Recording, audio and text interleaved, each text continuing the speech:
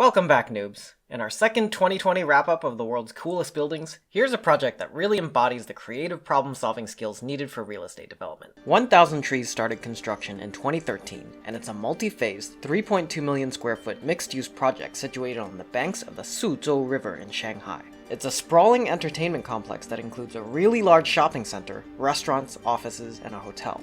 The recently completed western phase is a 675,000 square foot tiered 10-story structure that really stands out against a backdrop of drab, mass-produced high-rises that are more typical of China's earlier real estate boom. But as China has been home to most of the world's largest real estate developments in recent years, developers have been able to attract top architects to leave their marks. This project is 100% owned and led by Tian'an Investments, a Hong Kong-listed developer with a lengthy track record of projects across China, Hong Kong, Australia, and the UK. They specialize in developing and managing industrial parks, which they call cyberparks, catering to a variety of tech industries. But 1,000 Trees stands out in Tian'an's portfolio for its striking design by UK-based architect Thomas Heatherwick, who's been one of the most sought-after architects in China after his work on the UK pavilion in the 2010 World Expo, hosted in Shanghai. The design could have gone a very different way. The initial plot of land was a brownfield site with some historic buildings and warehouses on it, with rights and height restrictions allowing a typical podium and 2 towers. That would have blended right in with all the copycat residential buildings in the neighborhood. But Heatherwick leveraged the contextual features of the surrounding neighborhood to the site's advantage, and worked backwards to the unique design elements that made its way into the final product. First, there's a tree-lined park running along the bend of the river, and Heatherwick decided to make this site a natural extension of the park's topography.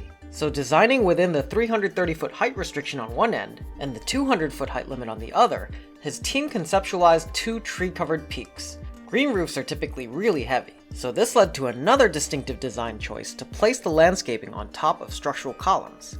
Structural columns are usually hidden, so not only was this a visually appealing choice, but it was also structurally efficient, freeing up roof space for 1,000 30 by 30 foot terraces and giving the project a pixelated theme.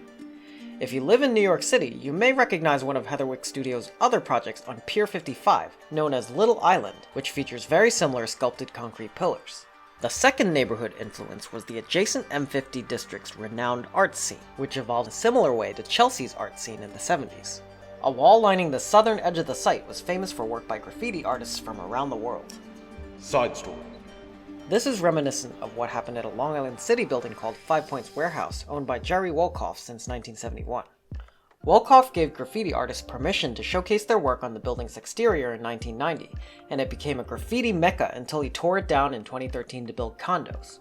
The artists sued under the Visual Artists' Rights Act and were awarded $6.7 million in 2018. You can read more about it in the links in the description. End side story. Anyway, that lawsuit would never happen in China, and the M50 graffiti wall was painted over and eventually knocked down for 1,000 Trees.